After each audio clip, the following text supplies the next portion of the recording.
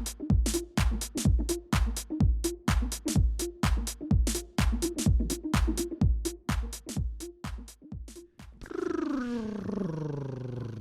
I can still roll my R's.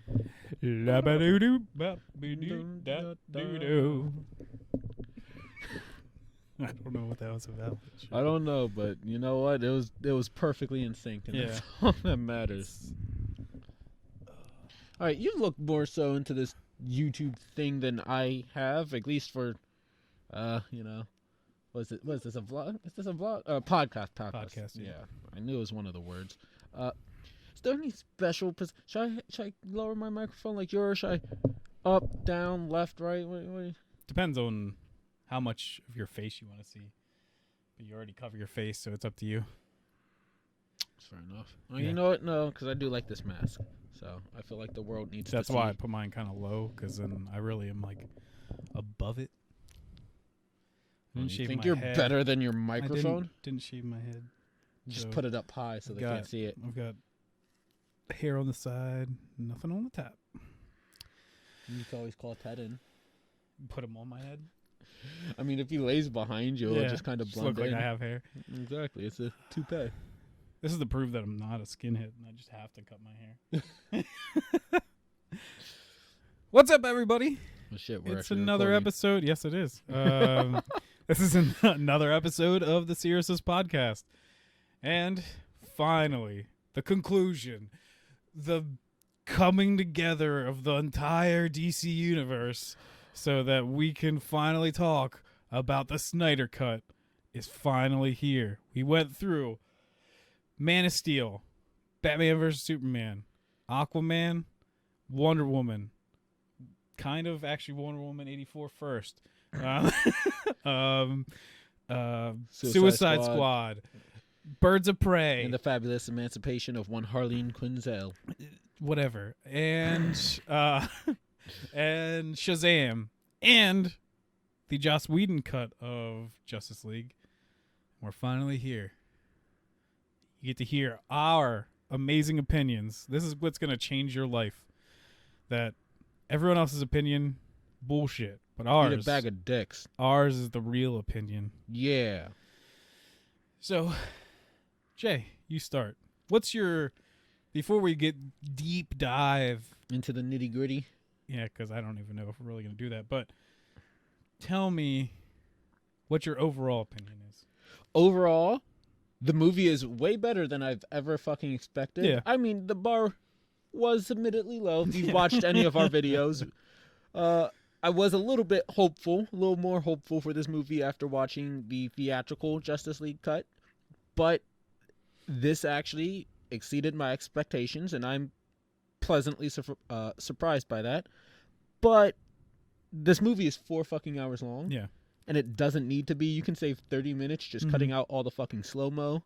Oh, yeah. And just like, there's Extra. highs of, I would say, adding good character moments that we missed maybe before. But then there's also a lot of bullshit that's just like, why the hell is this in any version of a movie ever? I also feel like the movie itself is a little pretentious at times. Yeah. Self-indulgent. What's the word I'm looking for? Aquaman's introduction, when he leaves, we have a choir of Icelandic women singing in their native tongue some sort of fucking goodbye song to him. Yeah, for no apparent reason and it whatsoever. Lasts for way too long. Yeah. And I cannot discern why that is, why this happens at all in the movie.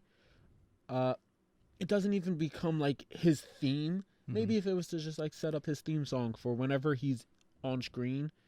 But no, nothing comes of it. Absolutely nothing. I started laughing because I was like, you got to be kidding me. This isn't real. And then it just kept going. And then my brother started laughing. And then we both started laughing. And it was just like insane. Like how did this make it into this movie? Like you're already like, it's going to be long, guys. Just worry. It's weird. And then you're just like, yeah, we needed these women just singing at Aquaman while he walks away for no reason whatsoever.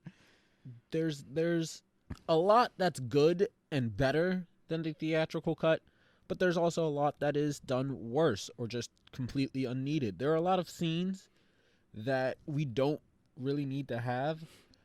One of the examples, because it was one of the bigger ones where I kept asking myself, why are we still watching this? Is when the Justice League drops off in front of Steppenwolf's compound. Batman drops everybody off. He's like, all right, stick to the plan. Stick to the plan. And then he goes back into his jet. He closes the hangar bay door. And he walks up, goes to a ladder, climbs up the ladder, walks towards the front of the jet. And we watch the whole thing. We don't get any information. There's no character work to be at play. It's just an extended shot for no real reason. It's just to prove that they actually built that whole set. It's not really good enough. It's just extra time. It's padding. That's all it really amounts to. And there's a lot of that in this movie that you can cut. And here's probably my first controversial take on this movie. Martian Manhunter, you can cut him from this entire movie and things do not change. I think he actively hurts this movie by being in it. Well, and it's weird because I hated the interaction with Martha and Lois Lane in the original cut, because it's really dumb. It gets like a stupid joke with like the thirsty kind of thing, and I meant hungry or whatever, but then when it finally like shows up in this movie, and then it's actually Martian Manhunter, I was just like, okay, I whatever, and yeah, it didn't really mean much, and especially like the post-credit kind of thing with. It's not a post-credit. It's an epilogue. Whatever. It's an epilogue.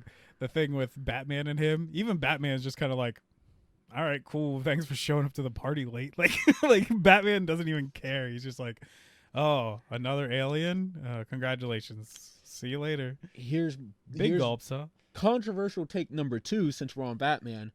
The theatrical version of Batman was better than Snyder Cuts.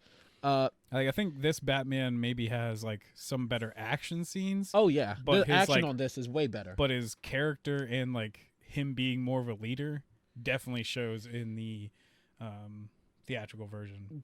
The theatrical cut, we get Batman talking Barry through his thing, and it shows Batman as a more compassionate, caring leader. We have Batman antagonizing Diana to try and get her to become the leader of the Justice League, which it keeps in line with Bruce Wayne's entire personality thus far. We get so much that builds upon him, but still keeps true to the Batman we've been presented. Yeah. In this movie, Batman seems like a whole different person. Bruce Wayne doesn't seem... And the thing is, this is Snyder's cut. Zack Snyder has essentially built the entirety of this. Yeah. And Zack Snyder's Batman seems like a completely different person. Yeah. And it doesn't seem like he's grown or changed. It just seems like this is a different person under the mantle of Batman. Yeah. Well, and the other part of that scene with like him talking to Barry is that they still do the punchline to that whole entire like talk, that like Barry's like, all I know how to do is just like run up and push someone and leave. So that action scene is still in it. He still runs up, pushes a parademon, and then it like kills the parademon because he just blasts him super fast through a door and he smashes into a wall. So like the punchline's still there, but the setup to that joke isn't. So it's like, I think Zack Snyder doesn't even understand humor that much that he doesn't even realize like you needed the setup to make that punchline funny. Like, it's so weird to me that you're like, well, I know because I watched the other version why that happens, but if it doesn't exist because you've never brought it up, it just looks like Barry doesn't know how to fight at all. So it's not even like, because we kind of were like, well, maybe Batman doesn't have that talk with him because they wanted to make Flash seem like more capable, or that like he has fought people before. But since his only way to fight was to run up and like push someone then run away, he doesn't know how to fight. Like so it's just like weird because you're trying to be like, maybe he has confidence, and then you're like, no, he doesn't. Like, well, even on top of that, they rob Bruce of his smarts, which is another integral part to Batman. Yeah. They plan on resurrecting Superman, and in the theatrical cut, Lois is the big guns Batman keeps Yeah. alluding to, and he brings in because he knows Lois will pacify Superman. But in this version, Lois just happens to be there by circumstance, more so by Manhunter, but it's essentially just coincidental that she's there. And it makes Batman look a little bit more stupid. Yeah. I do like, though, when he, in this version, instead of when they get back to like the Batcave and stuff, and he's just like, everyone do whatever you can to do it, that they have like the talk that he's like, yeah, I've got like 6 satellites. Let's just go back to my Batcave. We'll use the information that we have so that we can just find it. But I also feel like you don't need to go to the Batcave for that. Like, he probably has computers in every one of his vehicles that he could just pull up and make that happen. And the final point I at least want to bring up, because it's kind of big for Batman, is the theatrical cut makes Batman into a nicer person, like this nicer Bruce Wayne like we have in the Snyder Cut, but it keeps him true to his dark and gritty side. His reason for bringing Superman back is he's the powerhouse that the team needs, but he's also far more human than Bruce Wayne could ever be. But he doesn't come back that way. He's kind of like almost evil. Yeah, but still, he recognizes that Superman is everything that Batman and Bruce Wayne can't, and that's why the team needs him. Yeah. In this, he's just like, I have faith that Superman would do the right thing. Yeah. And that's what he harks on the entire time. He's just like, I have faith. I have faith. Well, once again, it's because Zack Snyder's obsessed with I get it. him being Jesus. That's like immediately after Superman gets like the black suit and he goes into space and then just does a T-pose again. It's like, how many times can Zack Snyder make Superman do a T-pose? It's freaking ridiculous. Just wait till Fortnite gets his hands on him. Yeah. But it made me really bad. They add plenty of more badass action. Or one of our gripes for the original theatrical cut is that the action is really lackluster. It's lame. And even especially like, because I don't know if this is still part of your just like immediate thoughts, but we're gonna eventually talk about each character, and like Steppenwolf is ticked up to like 1,000, like compared to what he was before. Like, I think he has much more like personality to his character.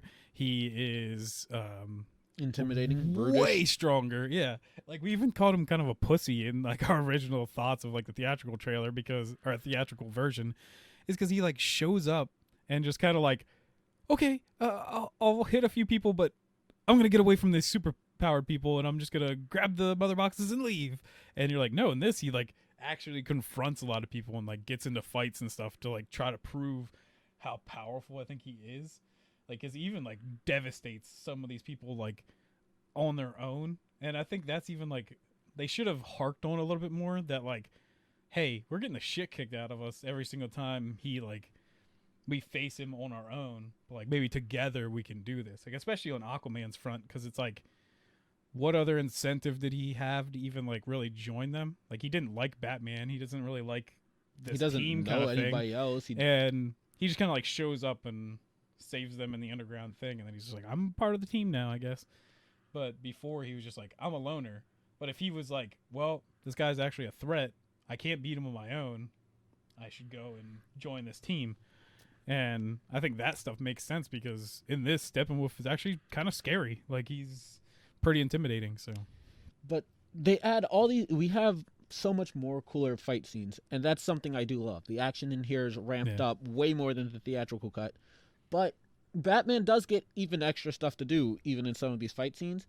But Batman is still nowhere near as badass as BVS Batman. He doesn't even use.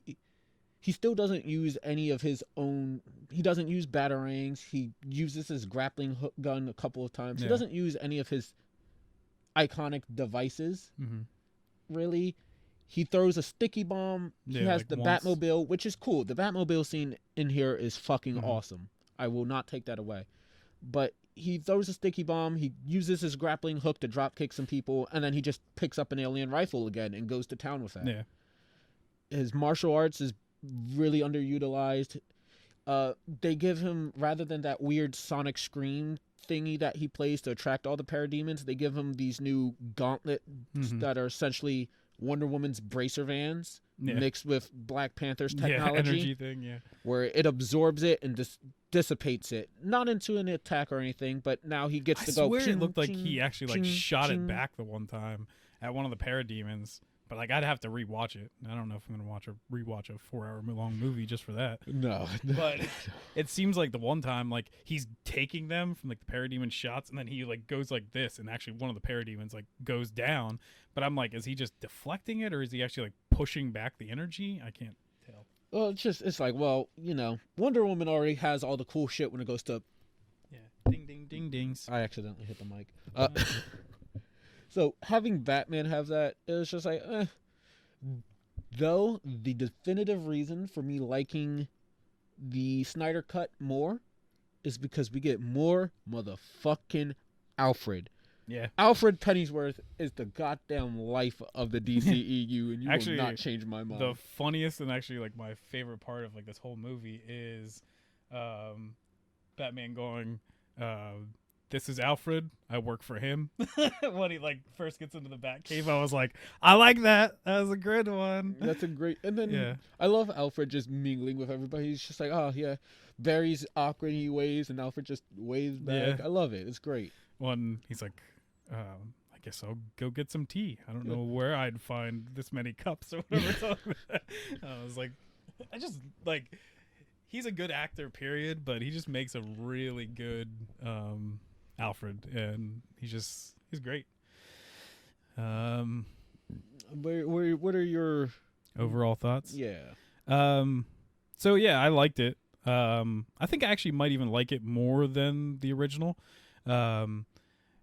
But yeah, like all of the humor and like kindness that Joss Whedon did add is gone. Like, and there's even a part of this movie that I think is going to be my extra kind of like talk to this build up that basically made me like scared or like throw up in my mouth and like what the shit happened. And then my whole take on this is Zack Snyder has created the Ultraman universe, like the, what are they called, like the Injustice League or something like that, Fuck, I can't I don't remember know. off the top of my head. Because you just put me on the spot. these heroes, and remember, they're heroes, and especially they're DC superheroes. Like, they basically never go dark. Like, even Batman is the Dark Knight, but he doesn't do anything actually that, like, harms people. Like, he's, like, a good guy. But in this, you see every one of these heroes with a giant smile on their face murder a man. They literally, like, Superman just keeps beating Steppenwolf into the ground, and then they're like, hey, let's have fun with this. And then Aquaman stabs him in the back with a smile on his face, and then throws him, and then Wonder Woman has to do, like, an X Games flippy-dippy to, like, flip up around and cut his head off, and they're all just like, yay, we just murdered someone, because they, like, literally are, like, happy about it. And I'm just like, what has happened here? I was, like, completely disturbed and freaked out. I was like, this isn't what superheroes do. I was like, what just happened? And like, we were watching this with my dad and my brother. My dad's like, oh, he's not like a person, he's just like a demon. I was like, no. I was like, even like Optimus Prime, which is a fucking robot, is like, all sentient beings like deserve to be like treated well and deserve freedom and shit. That's gay. Dude, this is fucked up. Like, this is not superheroes. Oh, I was I like, love it. I was like, no. How could you love this? I'm a misanthrope. I like murdering things. Yeah, but this is just wrong on every level. I of also just superhero. like the fact that Darkseid's just like, squash. Yeah, but like none of this makes sense. Like, I could understand like a thing where like even down to like the stupidity of Man of Steel when he murders Zod, that like they're both kind of like on equal levels, but they are like so overpowered on top of this guy that like he literally can't do anything. Like, they are the like actual like oppressor at this point. Like, they're not like good guys at this point in this movie. They're like the actual like bully, and then they just murder him, and they do it with a smile on their face. And I was just like, this shouldn't happen ever. Like, there is something very broken about Zack Snyder. And I know his daughter was murdered, but I think his daughter committed suicide, but I think he did this before. Like, this is I recorded this before I left the movie for that. And like, that is not okay. Like, I don't care who you are. that's not what superheroes do. Like, depending on whatever thing, like even Invincible, like it's super like murdery and stuff at certain points. It's at least because he's on the ropes. He's like getting the shit kicked out of him, and he has like no other choice but to murder this thing. And like, but they literally just do it, and they're the ones like actually just beating the shit out of this guy.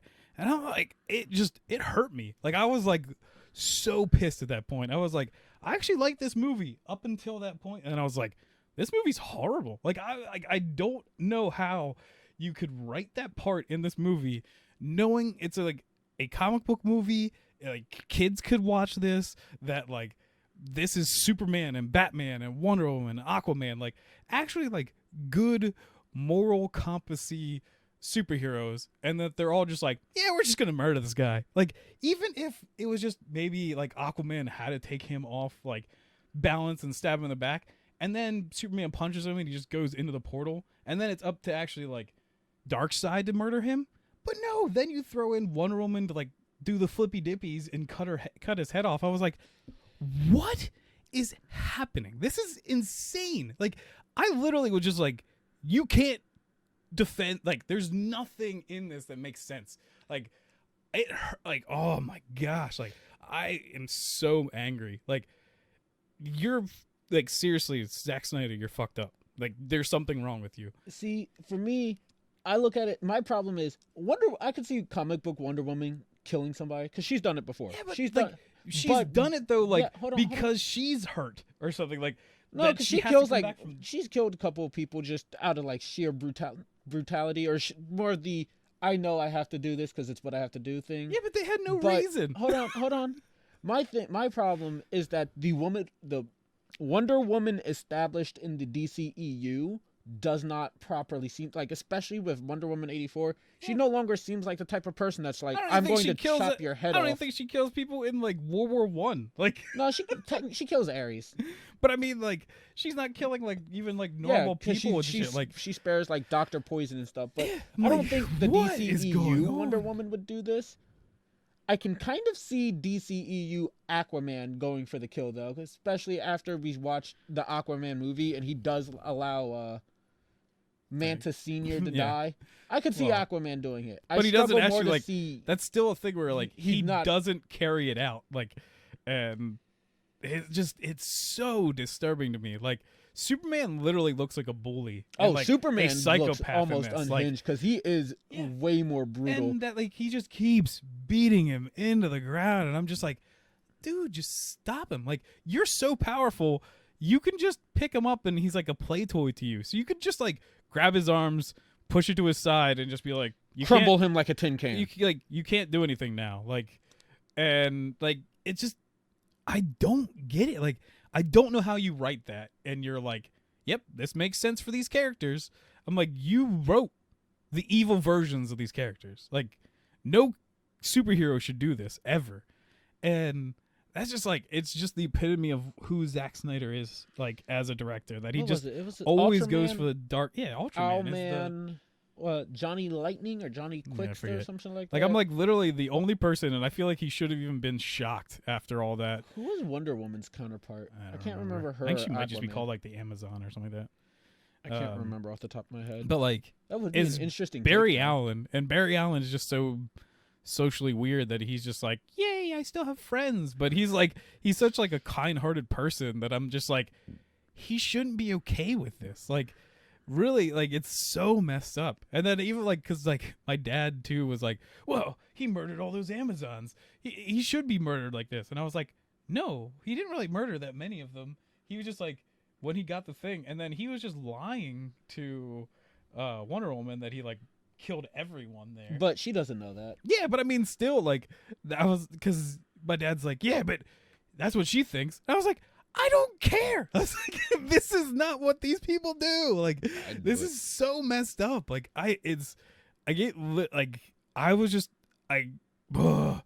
even now, like, I'm still like feeling it that I'm like, you can't do these to these superheroes. Like, you fucked up. Like, you shouldn't have written this way. Like, it's so bad. And then just everything after that was just already in my mind going to be garbage.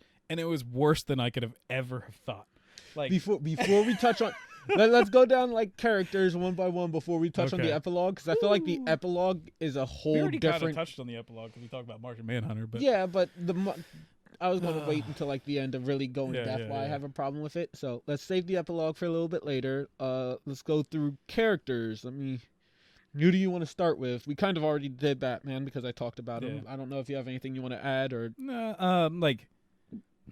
like I said, there's a few things that still build everyone for me. Like him, even like that, because I don't know if you have Alfred like separate, or if we were just already saying that Alfred's badass. But like I Alfred's like even just wonderful. I like the scene even with like Alfred and him like working on their different stuff, and Alfred's trying to get like the ship to work and everything.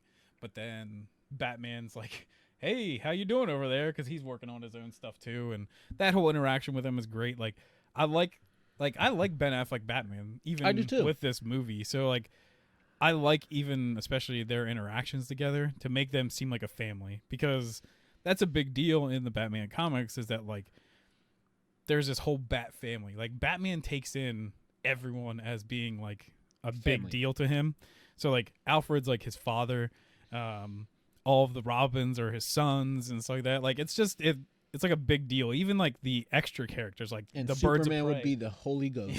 Even like the yeah, even the like Birds of Prey and stuff to him are like daughters or like family members to him. Like he treats every single person with like respect and like a kindness that he definitely doesn't treat anyone else with. So it's kind of a cool like thing to have that interaction. Yeah, that's I think the only thing that this Batman has going for him that the theatrical cut doesn't. But even still, I feel like with the banter between them, you can already Yeah. there's close. It's just nice to see Yeah. this further elaborated on, and that's Oh, the only and real like thing. the scene where like when Batman jumps on the jet and he like yells Springboards back him. because he's like, what?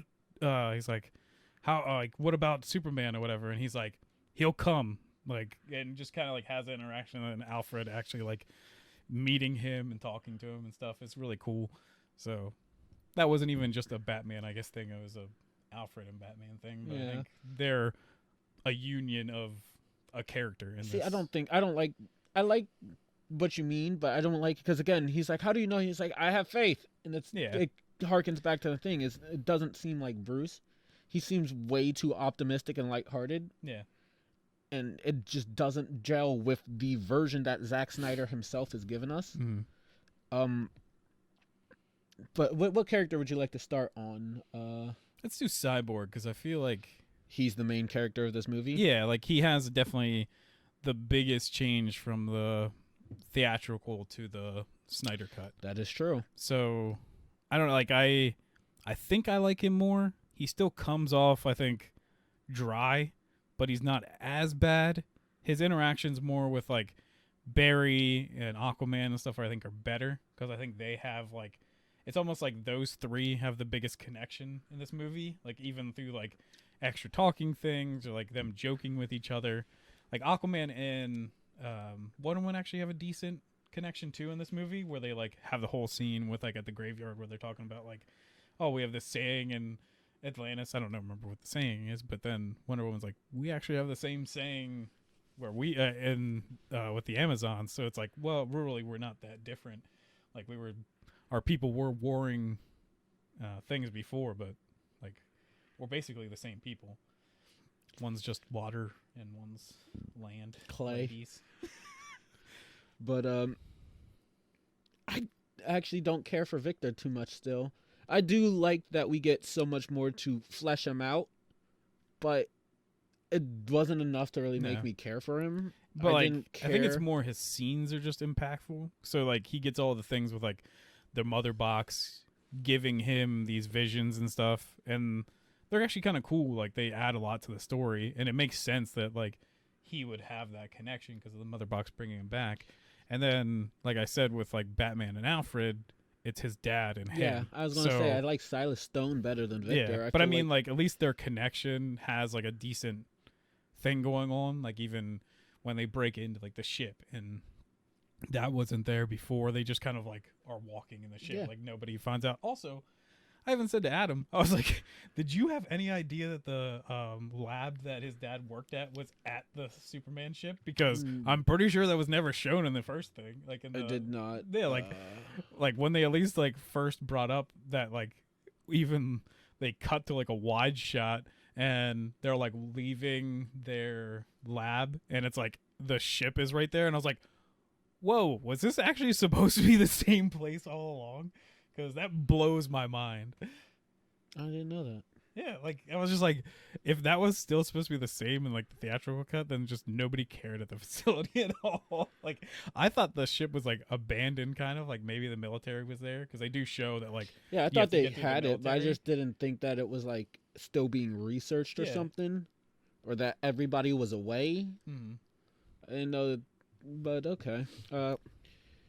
How do I gotta think of how to like word my thoughts with Victor. I couldn't find it in myself to really care for him. Yeah, I get it, he's tragic, but I don't think they flesh him out, but I don't think they build properly upon a lot of the blocks that could be there or that they set in place. Like when they're about to revive Superman, moments before Barry does it, Victor has a vision of the horrible future to come. And then he's like, no, don't. We got to stop this. But then it never comes up. He's everyone's just like, it's too late. Like, he never talks to anybody. And, Superman's going to become evil and kill everybody. Like the way I look at it, he is the only person that knows. Yeah. And he doesn't bring it up not once. No. I feel like that's a problem. It's kind of weird. At least with Batman having it, it's just a weird... you can pass it off as a nightmare, but... Yeah. This is some weird alien mother box bullshit going on with Victor. You should at least mention it. Yeah. But like there are like, I like the scene with his mom and stuff too. Like more things like explaining his accident, because to me, like I know Victor Stone, I know Cyborg and everything, but like to a lot of people, they have no idea who Cyborg is. So it's like at least this showing a little bit more that like him and his mom basically like die in a car accident. His dad tries to bring him back, and then he's like kind of more X-Men style, being like cursed with a power. And like I do like if this movie was like a Cyborg movie and not just like Justice League, I would probably enjoy more like the parts with like him listening to the cassette while he's like trying out different parts of his powers and stuff. But I'm just like, in this, because you're trying to do a whole entire like team movie, I just feel like you're kind of wasting time with all this like extra buildup for his character that doesn't really pay off.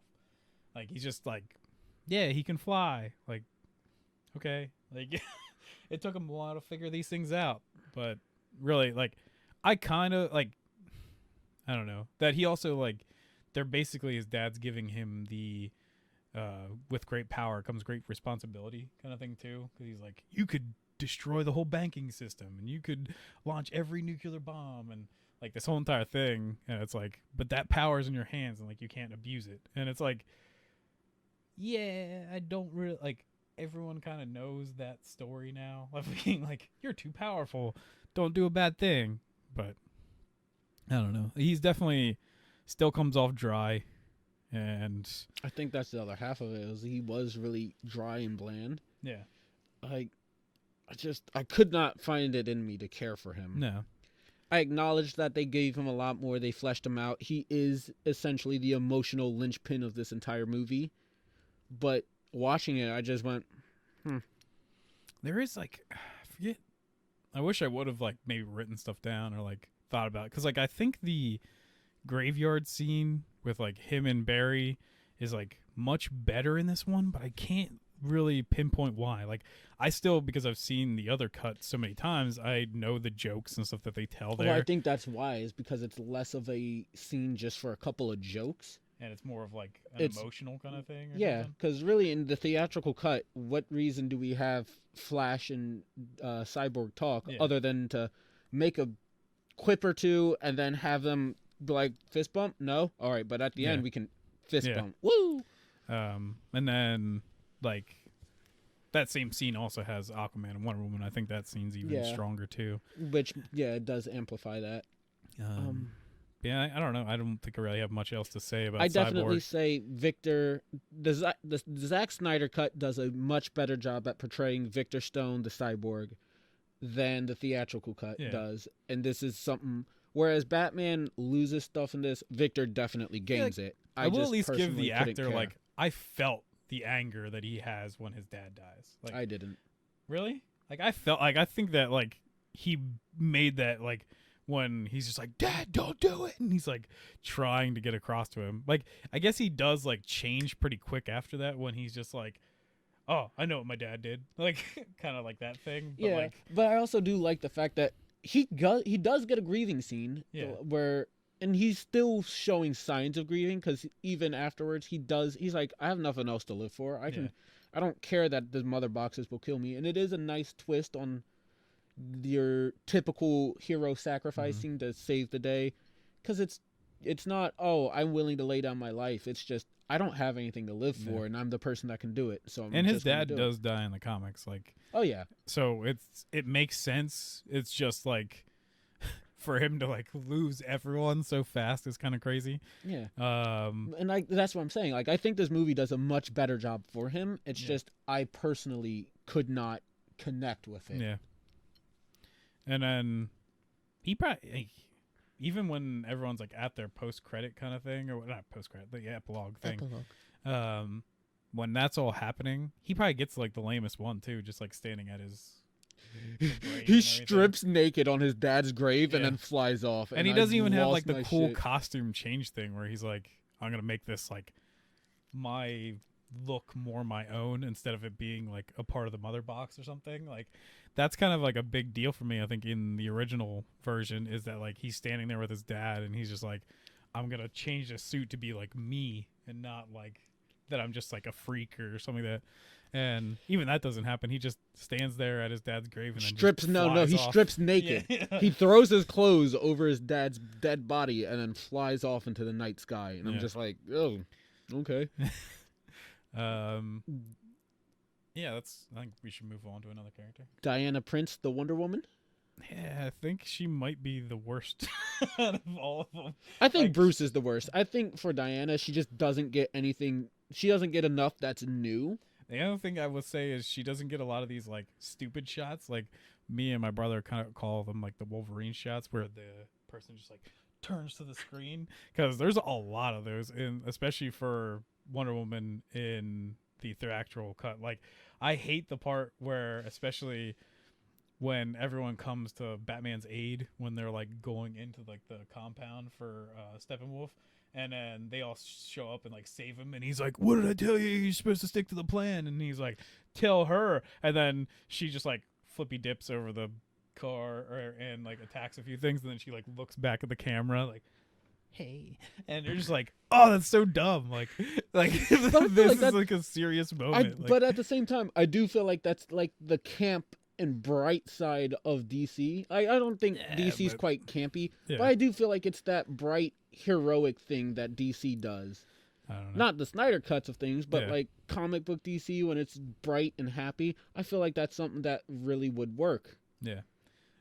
I think like she just doesn't get that much screen time, and like she gets more screen time, but it's all for useless shit. Yeah, like she gets the stuff with Aquaman that I kind of liked in it. But like she doesn't really have that much input on like stuff really happening. Like she doesn't feel like she's like in the original one, at least they try to make her seem like she's supposed to fill like a leader spot or something like that in this team, or be not just a leader to this team, but like be a leader to like young women or something like that, because that's kind of what they do at the end too, where she's like being she's a role model and, like, she's a hero, signing stuff for like little girls and stuff. And I'm like, they don't do that at all in this movie. And then she seems like to have no input. Like they're like, when they're about to save Superman. Well, hold on. She They doesn't really they say do, much. because at the beginning she I thought it was really dumb because I don't think it was executed right. But when she saves the bank from being blown up and then shot, there's that one girl who's like not standing up when Wonder Woman appears, and she's like, "Are you okay?" Yeah. The girl goes, "Can I be like you?" And she's like, "You can be anything you want." Even though you can't, because I'm part god. But while we're on that scene, I do want to point out, God, Zack Snyder did the wrong thing by showing the destruction that she caused by fucking watching. Yeah, I know. Because I was like, every single person was murdered. I was like, there was almost like no way. Because like when that happened, I was like, holy crap. I was like, there's no way anyone made it out of that. Like in the theatrical cut, they just show her do like that and it cuts. And I thought that was a really great way to do it, because then you're like, oh well, she might have just did like a weak version that only knocks. But no, she the whole destroys front of the like a building is whole gone. fucking thing of the building, and it's like it's incredibly unnecessary property damage. At least when she like flies through the ceiling, it's to throw a fucking bomb. Yeah, and I do actually like, because like we said before, it doesn't even look like she yeets the bomb very far. This seemed a lot better, like.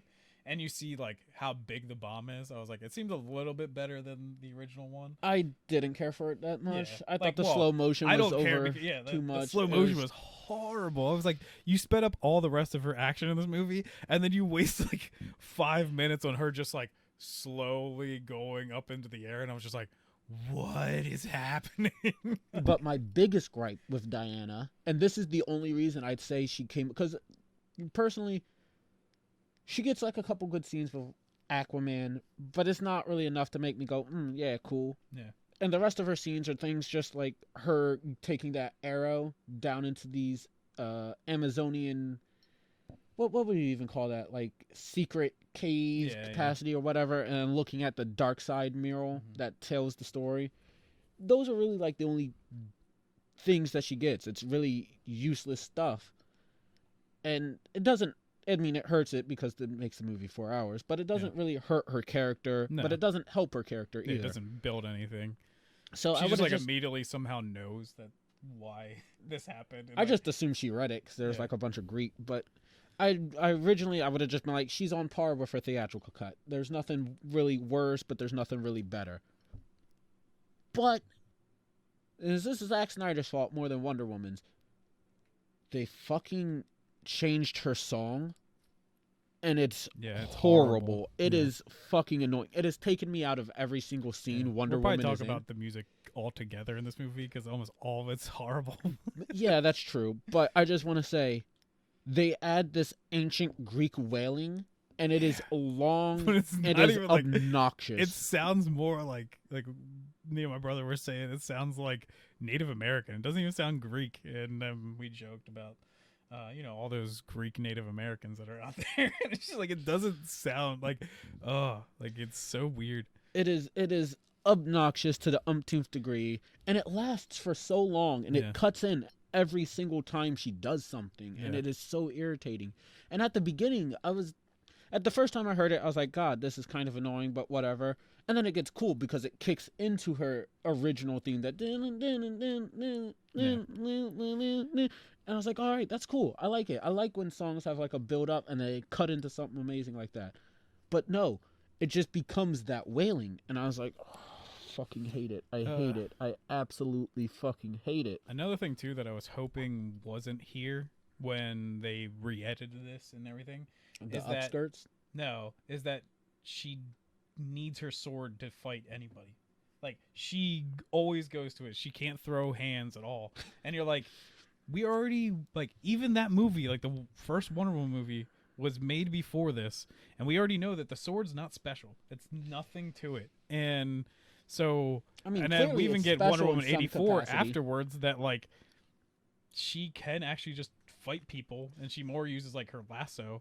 So it's like, what's the importance of, like, I can't fight anybody without my sword? And you're like, no, actually, you've proven that you can. Like, it's basically useless. Like, I do agree with your point, but they do at least prove that the sword isn't. It clearly has some properties. When Superman throws like the head, she cuts it, and it just. But I mean, there's even like a glow on the sword when she does it. But I do get what you're saying. She doesn't fight at all with just bare hands, like she can. Yeah, like she's clearly she can. Very strong. And but it didn't bother me because I was like, it's a sword. It's cool. She wants to use her weapons. That's neat. And I do think it adds like a character to help her stand out from her comic book counterpart while still being her. So it doesn't bother me. But I do see what you mean. All right. What? I'd like to talk about Aquaman. Arthur Curry, the Aquaman? I very much like this version of Aquaman more than I've liked all of the versions of Aquaman, I feel like he cuts out a lot of the woos and yays. Oh yeah, he and does. everything. It's literally down to one. And like his interactions with the rest of the team are so much better. Like he jokes with Barry the one time, like after they get into like the military base. Yeah, which was And fun. he has interactions with Wonder Woman and stuff. Like he seems more like a leader instead of just like a dumb. Instead of like Jason Momoa. Yeah, instead of just being like a almost like comic relief, which I don't think that character should be. He always should be. Have you seen his original stuff? I like New 52. It's great. But like, I don't know. I really like this version of Aquaman. I think out of almost everybody, he benefited kind of the most out of like feeling more like a stronger character and stuff in this, and his interactions with almost like everyone I think was better. And like, so even down to like his interactions with the Aqua people, like Mera and The Atlanteans. yeah. The Aqua people, The water whiteys. yeah, the water whiteys. Which, oh yeah, I wanted to ask you, how does it feel to be like only represented by Cyborg, and that the like early superhero people, there's no black people at all? I don't give a fuck. I was like, that's kind of fucked up. I don't give two shits. And Cyborg doesn't even represent me. I don't even like his character in this fucking movie. He doesn't represent me. But I mean, like, they're literally like, there were no heroes in any other, like, yeah, there's no Asian people or anything. I was like, it's literally just like there are only Greek superheroes. And because like even the Atlanteans are basically supposed to be like Greek, I guess, or whatever. Yeah. And so are the Amazons. It's only Greek gods and a few like lanterns. To be and fair, shit. it makes sense that the black people didn't come out to help the tribes of man and Atlantic. Well, hold on. You're laughing, but it makes sense. They were too busy fighting each other to hoard all of the vibranium in Wakanda. So there's no reason they'd be there. You know how they are. They're isolationists by nature. They're like, we're gonna put a fucking energy barrier down. You're gonna think this is a fucking rainforest. Yeah, I'm like, I'm not a person that brings up like cancel culture or like stupid shit like, oh, they don't represent people. But I was like, literally, you couldn't put like a single other race in this first battle. Some Huns or something like that. I don't think there's anybody. It was basically like just Asians. They're like Asian-ish, right? I thought it was all just like Greek warriors and stuff. Like, I could have sworn there was like an Asian clan there, or like Persian, maybe. Maybe, I don't know. Like I saw like at least like, or were they Russian? Was it Russian? Like, I don't fucking know. But I just thought it was funny to bring up. See, like, we just made fun of like the only black character because he's just terrible. And then I don't give a fuck. I'll make fun of any race. But I don't know how I feel about Aquaman. Yeah. Because in a vacuum, I agree with you wholeheartedly. He's way better. He has all these nice moments where you get to flesh him out even more, and it's tearing down that outer layer that he puts up. Yeah. But at the same time, this isn't existing in a vacuum, because even this movie itself kind of references a prelude to the Aquaman movie itself. And now it's a problem because there's this major disconnect. These are, again, two different characters, both using the same name and face. Yeah. And that's wherein lies my problem. I do agree that Snyder's Aquaman is better than Whedon's Aquaman. Yeah. But Whedon's Aquaman is the one that you get in the only Aquaman, other movie outside of which I guess for consistency it doesn't make any sense. And that's where lies my problem, because I don't like it for consistency's purposes, but I do think this is the better Aquaman. Yeah. Though I also do just like Aquaman going woo 24/7. He does get fight. Like one. He gets like a one. or whatever after I think Cyborg throws him. The thing. Yeah. But yeah. I forget what, even he says something different to Aquaman in this version too, because before he says he ain't done yet or whatever, and then I forget what he says. Ride's not over, I think. Yeah, what does he say in the new one though? He says something completely different. It's something along the line still. It's just, it doesn't really matter, because I don't think it was something that was like important. Yeah, but I mean, like, it's just like weird that they even changed like little lines like that. Like, I feel like he just like he just wanted to be completely different, so he just cut certain things. I didn't mind it just because in the theatrical version it doesn't do anything. They kind of set up a small beef between Aquaman and Cyborg, and it leads to nothing. So the line for me is just completely interchangeable. They don't change it with anything more badass or anything, but it's... I think it's even something like, no need to thank me or something. Like, it's something more like he's trying to be like, yeah, I didn't want to catch you or something kind of thing. I can't remember, but Barry Allen, the Flash? Yeah. Still seems a bit autistic at times, but he's way more capable, and it leads to some way more impressive scenes. Yeah. And, like, I like that, like, he's a huge linchpin at the end of this movie, like, giving him so much more to, like, do, and, like, truly showing his speed. Like, there's a few inconsistencies that we can probably talk about in, like, more of, like, the action or something with the movie.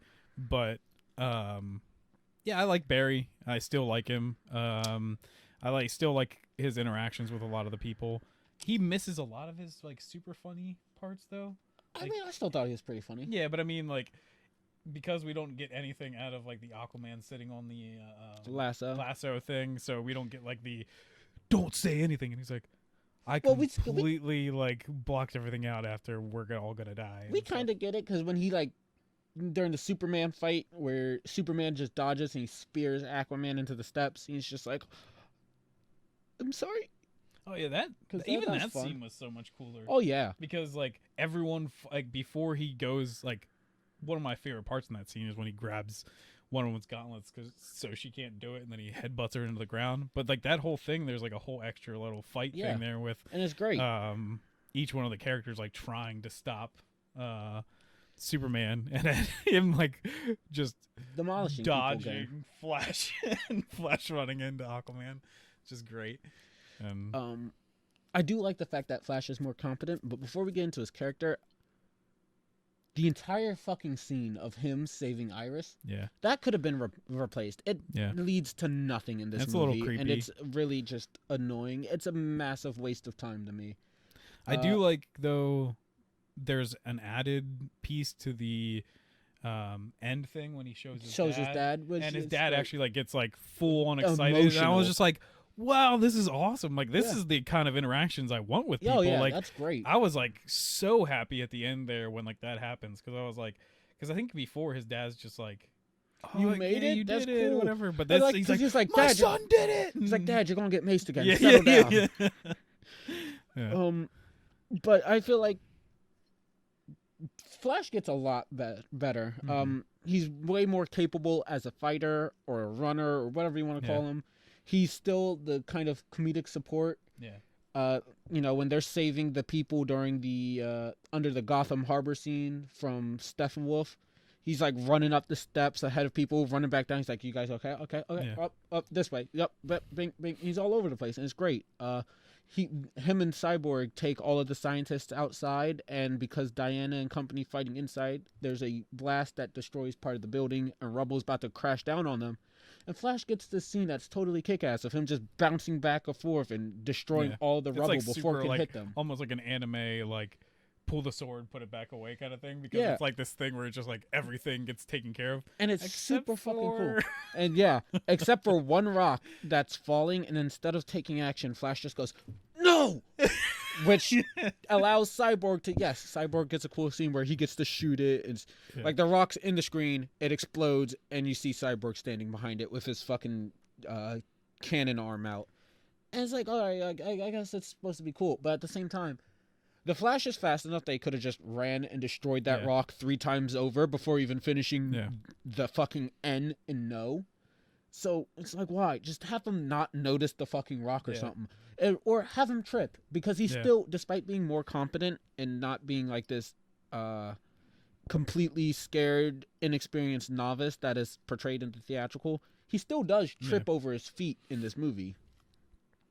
And once again, well, if you brought that up, then I'll bring up the other inconsistent weird thing. Like, so at the very end, which is different in this movie, is Barry is moving like close to the speed of light to build up enough energy so that he can like help Cyborg get enough energy to rip the unity of the mother boxes apart. And the gunners that are all over this tower are like trying to shoot at him, and then the gunner times Barry's like flashing coming by and has the chance to actually shoot Barry, and Barry gets hurt. And it's like, how could that ever happen? He would be just like a stream of like nothingness at that speed, and you just be like, there's no way you could time it. Like, if like we even joked or just talked about it, and we were like, if it was more of just an accident, it would make sense. Like, if they didn't time it or something, and and they were just trying to shoot at it, and then it was just like Barry is just so focused on building up this energy, and we already know that Barry's like freaking out and being like, I can't hold it any longer. Like, maybe that would make more sense. Like, it's just an accident, and Barry, like, he's so focused on this, he's not gonna like dodge it or something. So that would make sense. But Barry just like getting taken out for no reason is kind of dumb. Yeah, that's about it. Barry's run, we complained a lot about his running in the theatrical. The way he runs in most of the scenes still look very stupid, but there's so much new scenes of him running where it doesn't look as stupid. So happy middle ground, I guess. Like, some of it looks great. Then the big moment at the end, which is we should probably like warn. This is a whole fucking spoiler alert. Tons of spoilers. But his huge fucking moment at the end when he's actually like running up and he's actually rewinding time, and after the explosion happened and he's bringing everything back together, they do like this super close up on his face, and he's just swinging his arms like this past his face, and I was like, nobody ever has like run like that in the history of running, and it's just like, it's so weird, and like, it's just, why did you think that was necessary? Like, just putting like speed lines by his face, if you're gonna cut in that close, is fine. You don't need his hands going like, it's just so weird, and he's just like, Dad, I'm gonna do it. You're gonna be proud of me. Clark Kent, the Superman. Yes. This is another character that I prefer the theatrical cut to. Yes. Ooh, he dark. I don't even care about like the T-posing and all the Jesus imagery that makes a triumphant return. Yeah. He just, so for the fight scene when he reawakens, he's essentially he's exactly the same. They just add a couple extra fights, or they add a little bit more to it for action-wise, which I do enjoy. Yeah, none of the grabbing Batman or anything. He just keeps trying to murder him with his heat vision. Which, again, I felt like that was kind of fine. I do prefer the old version, but I was like, I can also see this happening. It makes sense. Because he does, I don't think he says like the line where he's like, no, he just sees him and he's just like, fucking die. Yeah. But they do a good job at like showing that he nice recognizes him. Do they in this one? I feel like, because he looks at him and you can like see him lock on and focus onto him. Yeah, but I mean, like, it still has a bigger impact that he's just like, I agree. I remember you. Because like, he doesn't even need the stupid thing of being like, do you bleed or whatever. And which it made me that laugh, like though. Joke line and stuff. Yeah, I still like it, especially when Batman's like getting up and he's like, something's bleeding. Yeah. But yeah, like, I do think they make it clear that he recognizes Batman. Yeah. Because there's like a bunch of army people that are also there, and he doesn't really seem to care about. I mean, he does try to destroy them, but when Batman appears, you can see him just become fixated on Batman. Yeah. And I think it's a good job at showing that he recognizes him without using words. I just prefer when they use the words. Yeah. And that just sucks that they take away that moment from Batman of being like, bring out the big guns or whatever. Yeah, because it makes Batman seem less smart. Yeah. But overall, most of his scenes are relatively the same until he comes in to save the day.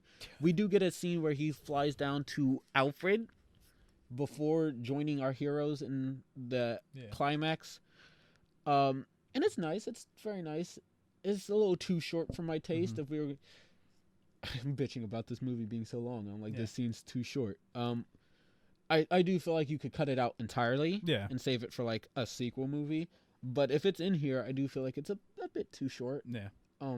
But then he comes to save the day, And he gets a cool intro. I definitely the like immediate one when it comes down and hits him in the like the shoulder. Steppenwolf is about to kill Cyborg, or at least mortally wound him with Yeah. a swing of the axe, and in the blink of an eye, Superman arrives. The axe hits his shoulder, it fails to go in, and it's just cool.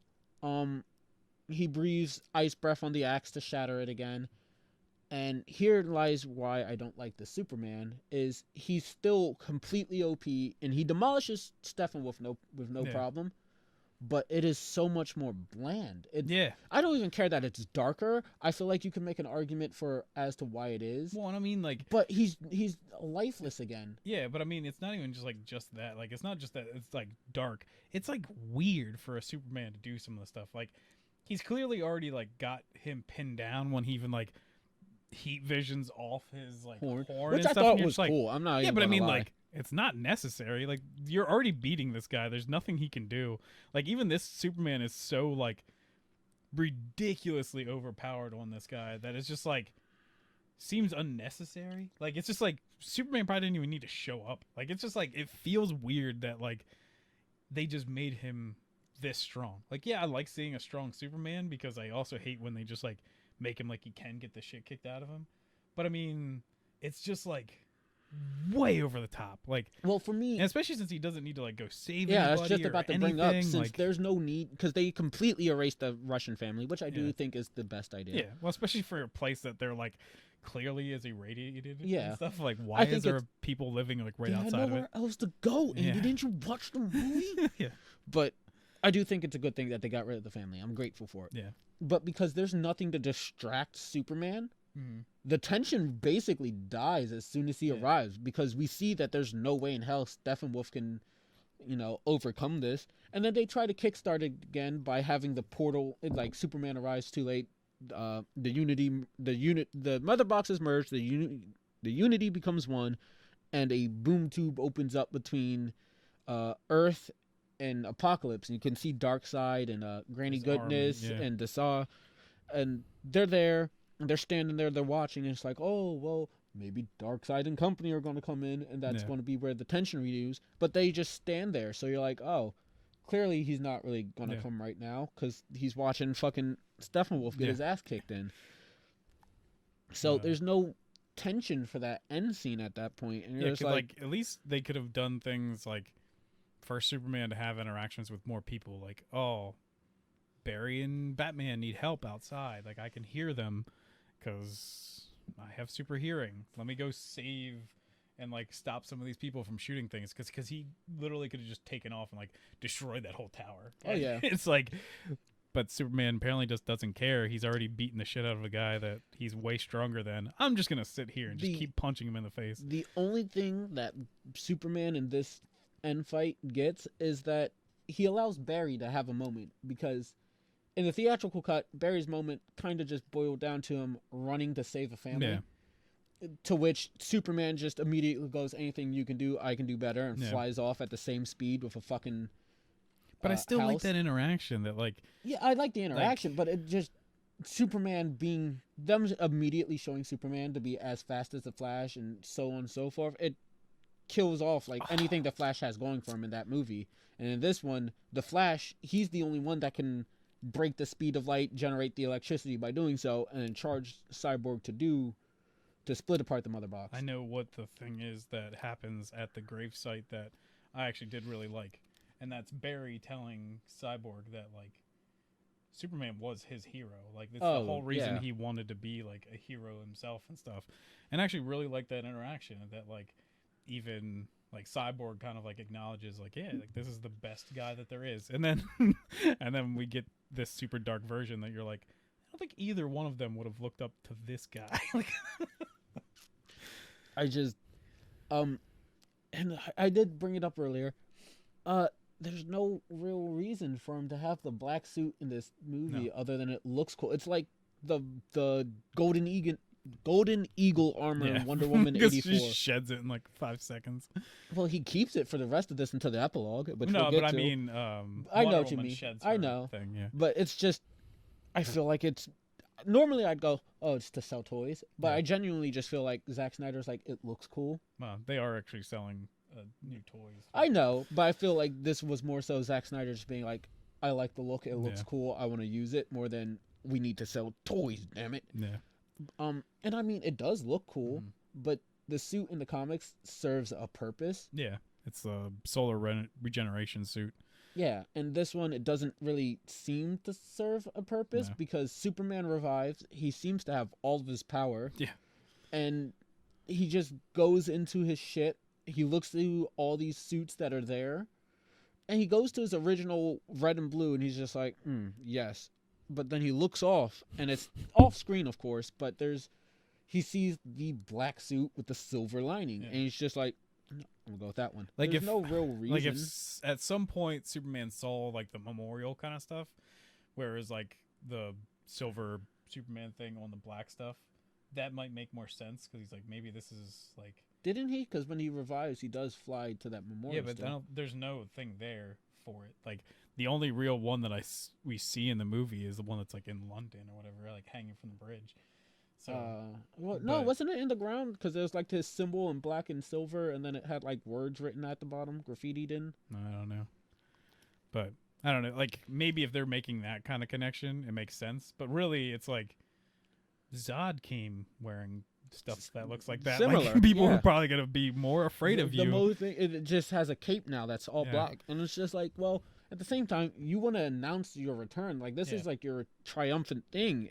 And you're bringing the black suit rather than going for your iconic red and blue. Yeah. And then even after, like in the epilogue, when they do like a little rundown of our heroes where they are now, Superman here, we have the same scene from the theatrical cut where he hears something and he like goes to run, he rips it open. Do you see the S? Yeah. But it's the black suit with the silver S, and it's like, so he's keeping it. And I'm like, why?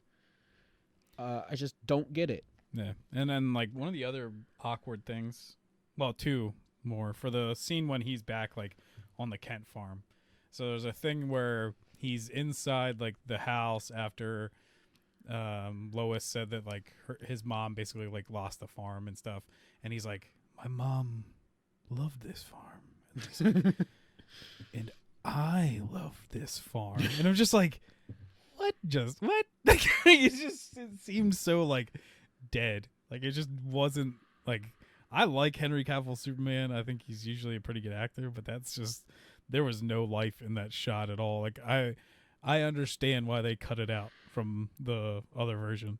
And then I was hoping, me and my brother both looked at each other and were like, are we going to get duck butt? And hey, they left it in. I was surprised. I thought they were going to cut it out, but nope. He's standing there with his weird butt sticking out. So... yeah, and then, I don't know, it just felt more to me, too, that, like, because of the thing that, like, in the original one, that Lois, Batman kind of uses her like a tool, but he's like, hey, we're going to bring back your husband,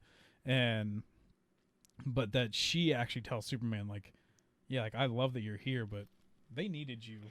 But in this one, he's, like himself, they called me back for he's a got reason. both of them, like, one in his arms, and he's just like, well, they did call me back because they can't do shit by themselves. So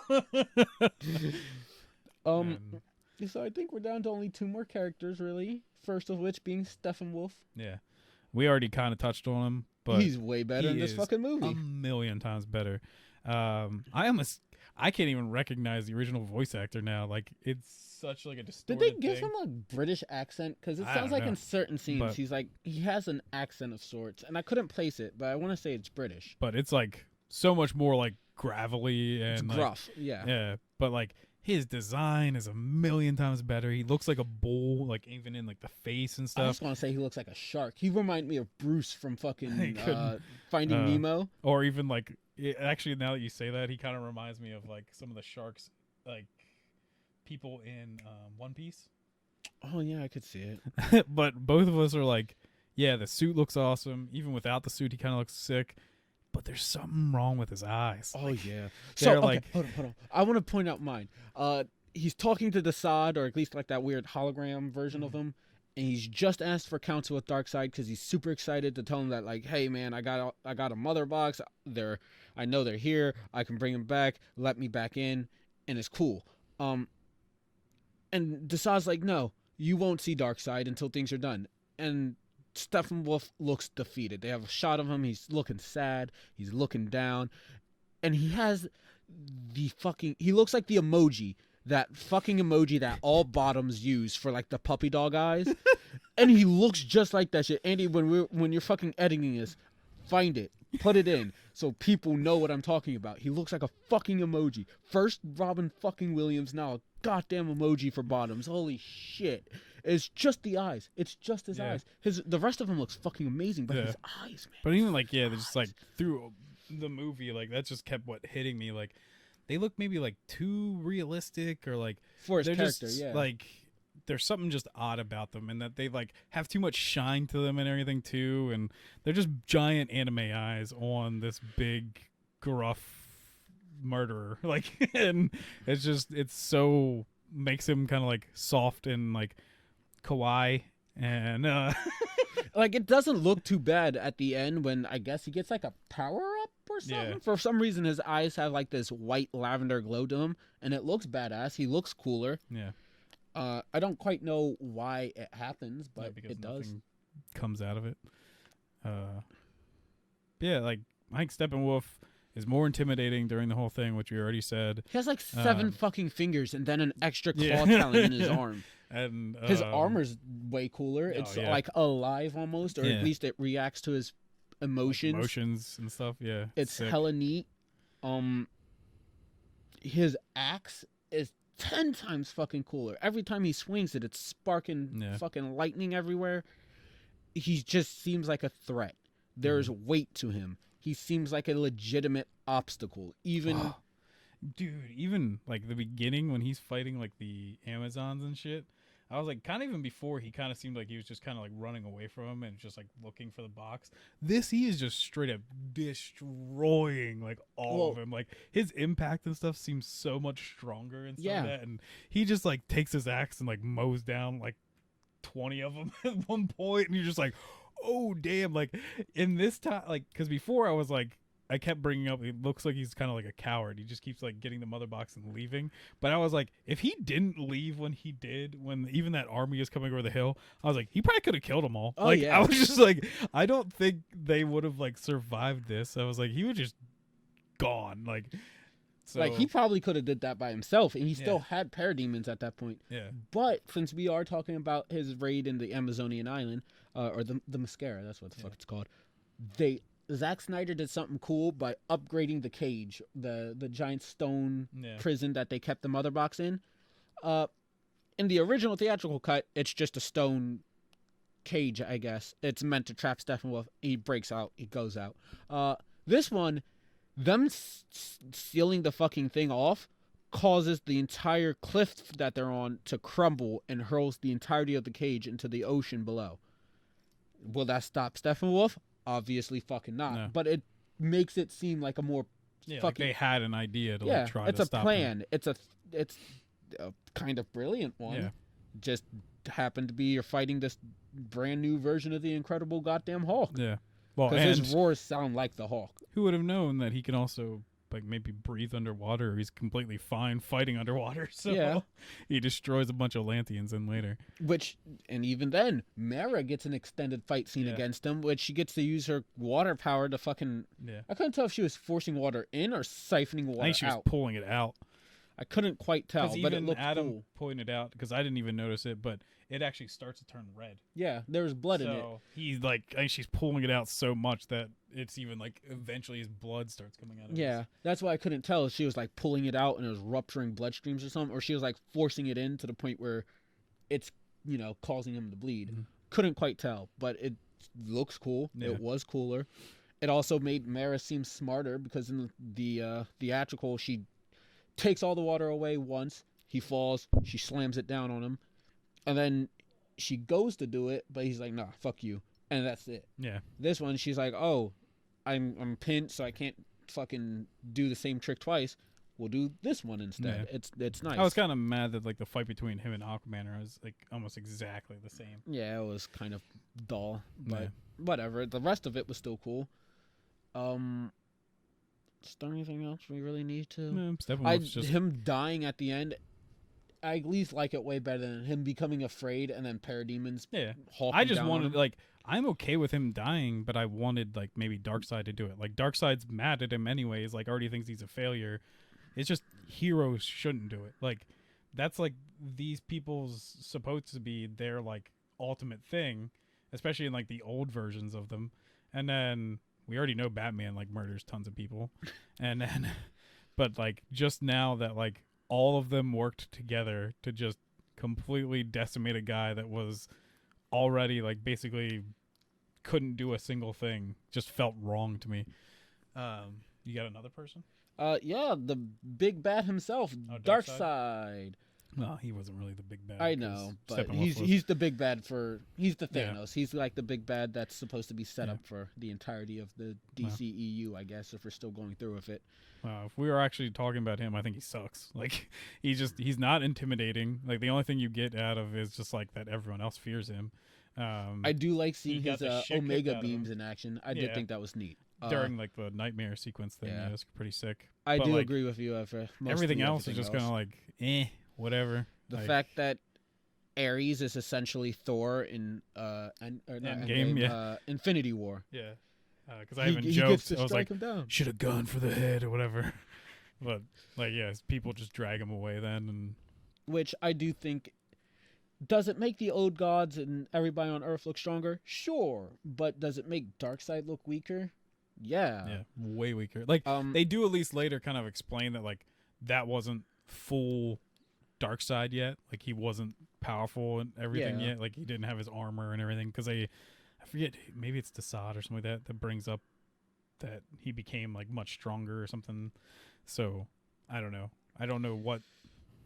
At least we know that he's not as weak as he was in that fight. So yeah, he will be coming back like ridiculous. But at the same time, I'm just like, in the theatrical cut, when Steppenwolf is defeated, he's at least trying to fight. He doesn't want to retreat. His own forces are pulling him back and making him retreat. Darkseid gets hit, and he's just like, his own people are like, all right, you can get off the field. Come on. Yep. They throw him in a ship, and they pack up and leave, and it kind of sours my taste for Darkseid, especially with him being like the big bad for this. It's really our introduction to him as well. It's not even like it's later in the movie or something. It's the introduction to Darkseid that you see this. Yeah. Also, so Darkseid takes a fat fucking L on this planet and he leaves. Cool. How the fuck did he forget about Yeah, I Earth? know where the anti Life equation is, Well, which is even also I would like, since we're on that at the moment, that's a huge thing for the DC universe. Like that's dealing with like the anti-monitor and like other universes and everything. Like, so that's a big deal that they're like bringing this up, and that it would have, I guess, been in the original version maybe, unless this is all like new shot stuff too. But like, I was at least like, oh dang, like they're bringing up that in this movie. I was like, it's a big deal, and so I was actually kind of like shocked that they weren't even just bringing up like, we're gonna show more of Darkseid, but then they're like, the anti-life equation is a big deal, and I was like, oh, that's actually kind of cool. So, Yeah, but I'm like, you left the mother boxes behind. You Yeah. took an L on this planet. And How then did you you- forget about yeah, it? then you're You just like, forgot its oh, name. that was you forgot Earth? where it was. Like, I feel like Darkseid should have been obsessing over that Yeah. for a while. Also, I'm kind of confused about the anti-life equation because it seems to be carved on Earth. That's what we keep getting. Mhm. When Darkseid first arrives, he slams his weird ass mace down. I don't know what the weapon No, would I be. think I don't know. It's weird. It's like almost like a spear mace thing. Yeah, it's not quite a glaive, but he slams it down, and there's that cool spiral Yeah. thing. Which at It has first the I just mega symbol and stuff in it. I just thought that was like an His extension thing of that his he does, power. yeah. But then Steppenwolf has a vision brought on by the mother boxes that shows essentially that exact same symbol, Mhm. and then he goes to decide to be like, I have found the anti-life equation. Yeah. So it makes me think that that's the anti-life equation. Yeah. So then, Like he didn't write it down before he left. yeah, well, not even just that. That's not even where I was going to go. So now I'm like, you have taken an L on this planet, which in and of itself was a good enough motivator to bring Steppenwolf back to it in the original. You have left behind the mother boxes, which you need. And now the anti-life equation, the very thing you have based your entire conquest and purpose for, is on here as well. And you forgot the fucking planet? Yeah. Nobody took notes down on a Yeah. roadmap or anything? How did you forget? Yeah. Well, that's why it's like, it's so weird in certain interactions. Like, there's stuff where, like, even Steppenwolf is bringing up, like, he doesn't actually have the full line that we liked before, where he's like, you've got the blood of the old gods in you, but the old gods died. He doesn't actually say the old gods died. He just says, you've got the blood of the old gods in you. But it's like, if they remember this much shit about this planet, but then don't remember, like, why they wanted to be here in the first place, it makes no sense. Like, it's so weird. Like, that was one of the things I wrestled with, is like, I don't understand why they're just like, we forgot. Like, at least if you, again, I feel like if having Steppenwolf, especially this brand new monster of a Steppenwolf, having him in that scene would have worked, because you could say that this is what got him banished. Yeah. And because like he was or whatever. Yeah, and because he was banished, he couldn't amass a force enough to come back and retry, because Apocalypse is off limits to him, and he couldn't contact Darkseid to tell him like, hey, the anti-life equation is here. No, it was Darkseid that fucked up and forgot. Yeah. Like, I didn't care for it. Yeah. But I guess that's all the main characters. Since we're also, like, since we're now going into, like, other stuff about the movie, what did you think about the past thing? Like, all the added stuff, like the actual fight, and more about that. Because that's a huge added thing. We basically got, like, a quick clip before where you didn't see really even anyone, like, jump down. You just saw a lantern, like, flying in the sky, and, like, Zeus and stuff. I think it does a good job at establishing that this was a massive threat, because you see all these armies of men putting aside whatever differences they have, gathering and standing. You see the Atlanteans and the Amazon, which the movie goes to great lengths to remind you were at war with one another at some point. You see them stepping aside and coming in together as a group. You see the old gods. I'm guessing it was Zeus, Ares, and Apollo that we primarily see. Artemis? That was a chick? Yeah. I thought that was the a person guy. with the bow and I thought that was a dude. I think Oops. it's Artemis. Yeah. Okay, well, Ares, Artemis, and Zeus. Yeah. So you have gods, just about all the tribes of man, Atlantis, and then you have Green Lanterns. I still don't see anything that suggests like Kryptonians or even Martians were there, but you have Green Lanterns from space. So it does a great job at establishing that, hey, Darkseid is a threat. And because you have like these establishing shots to show you how wide of how many people were in each army, it really goes to show that, like, hey, we're gathering for a massive fucking battle. The battle itself, to me at least, was lackluster compared to the rest of the movie. Like, everything else gets so much cool new stuff, and this battle itself is relatively the same. Like, even down to like Zeus's direction for like how he should fight, he does the exact same thing every single time, and I'm just like, did someone tell him to do the same shot, or did you only shoot one shot from like multiple angles? I was like, this is really odd, because he just like, he doesn't really do much. He just keeps like launching lightning bolts in the same exact motion. Lightning bolt, lightning bolt. I was just like, seems a little weird. Like, and I feel like you could have, like, a lot of these characters, like, you already have Wonder Woman and Aquaman equivalent. You could have even had a Flash equivalent there. Like, he gets his power from the Speed Force, which is supposed to be like even from like what the fuck is his name, Hermes and stuff like that. Like, he was supposed to have the Speed Force, and there's like a whole lore of the Speed Force that it like went throughout history to different people. Is super cool, but I don't mind that it's not in there. But I mean, like, it's just a good way of being like, here's pre-Justice League, and they're basically like an equivalent of the past. Like, even like Naruto does stuff like that. Well, I was gonna say, even because like this movie is broken up into several sections that all have like titles, and it's like the old heroes fell, the new heroes, or the second coming, or new age of heroes. It's like the golden age of heroes and the new age of heroes. I feel like that would have been like a cool little thematic nod to things like that. But overall, I don't gripe about it. I do like that we get some like cool combo moves of who is it? Is like King Atlan or Poseidon or whoever was which I did Trident actually like time. that Aquaman has like superpowers in this movie and stuff too, like that he jumps in right away and like uses the trident to do stuff, because before he just pokes and doesn't really do anything. I I was super disappointed though in the Green Lantern. He doesn't make a single thing. He just shoots a beam, shoots a beam, shoots a beam, and then gets his hand cut off. And I'm just like, do stuff. Like, what? You're a Green Lantern. There's like a whole point of being a Green Lantern and using willpower to create things. Like that species isn't known for their creativity. Yeah. That species just watches anime, so he's just like, it's like Masako, Masako, ha. So I think the next thing I want to talk about is the music, because we touched on it a little bit, but fucking god, wow, the music's bad. Like he doesn't, like Snyder does not know how to make music fit a scenario, or just cuts in music for no reason just to cut it away like a second later. There's like the Wonder Woman stuff we talked about. There's Aquaman walking off that pier to the weirdest song I've ever heard in my life.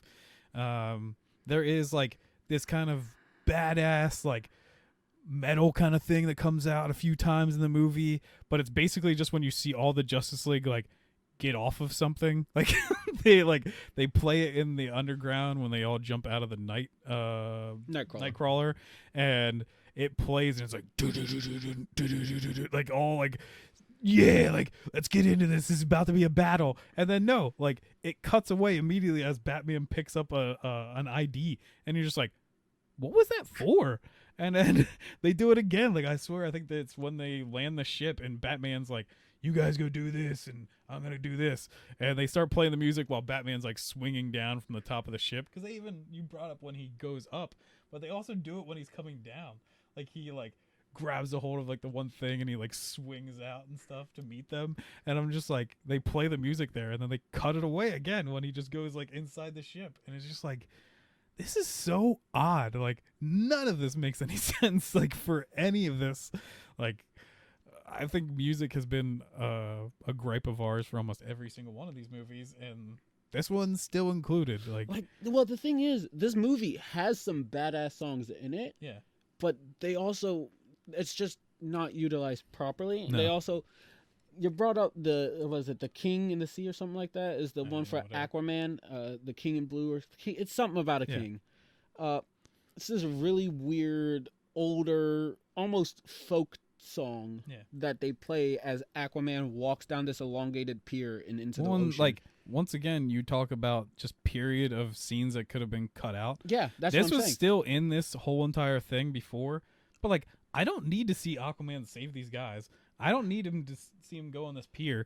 I don't need to see like him go and grab that bottle of whiskey. Like none of that needs to happen. The thing is, this movie makes it not need to happen. In the theatrical, when he saves the guy, there's that weird goop that parademons leave behind on him. Yeah. That's like, oh, something's going on here, and if they're at sea, and he goes out to Atlantis. This, he just saves the guy, takes some whiskey, has an extreme, it's like a minute-long slow-mo walk down a pier while waves crash, and the scenery looks cool. Don't get me wrong, the scenery's cool and all, but it's slow motion for no reason. The song is fucking obnoxious. It just has no reason. It's a to be in waste. this movie. It's a complete waste. And then it cuts to like a more badass song as soon as he dives in and he's fucking barreling through the ocean. Like we needed to bring up music. That's probably all we need to say, but it's just dumb. Like it's just, the music's dumb. Yeah, I agree. But the action is another thing I want to talk about. We already kind of touched on it. The action for some scenes, it's literally the exact same action. It's just sped up, which actually did a pretty damn good job. Like Wonder Woman seems stronger because of it. I think Aquaman seems stronger because of it. Like Batman just gets more scenes. Like he's just fighting parademons. He's not fighting the big bad because he can't. He's Batman. But it's at least like there's more action even given to us, and I really like that. Once again, I have to dig on Cyborg, but man, I hate the way his blasters look. They're so creepy, like weird things. Like I love in the comics and stuff where it's just like ends up becoming like a Mega Man blaster. Yeah. And it's like, it's so much cooler looking. Like anyone can get that aesthetic that like it's a cannon, but it looks like a really thin railgun. Yeah. Why would I get this weird, like ripply, like thing where I don't even know where like the energy comes from or anything? It just like looks weird. And I was like, man, I hope they change that from theatrical version. No. They didn't change anything from his look, and I don't No, like. that's not true. They add his weird little face shield that comes in. I actually do sometimes kind of when like he that. flies. Yeah. I don't like that it's kind of random when it happens because there are times where he flies and he doesn't activate it, Yeah. and then other times it's just like I'm about to fly. Yeah. The one time it did make sense is when he like slams down through. Yeah, to that go makes after sense. Steppenwolf because he's like going through a building. That makes sense, but other times it didn't. No. I do like Cyborg's little mini arms that he keeps utilizing, despite them being completely useless. I don't think they were helpful in one fight. No. There was another thing. I didn't like during the big compound raid while Batman's still in the Batmobile and everything.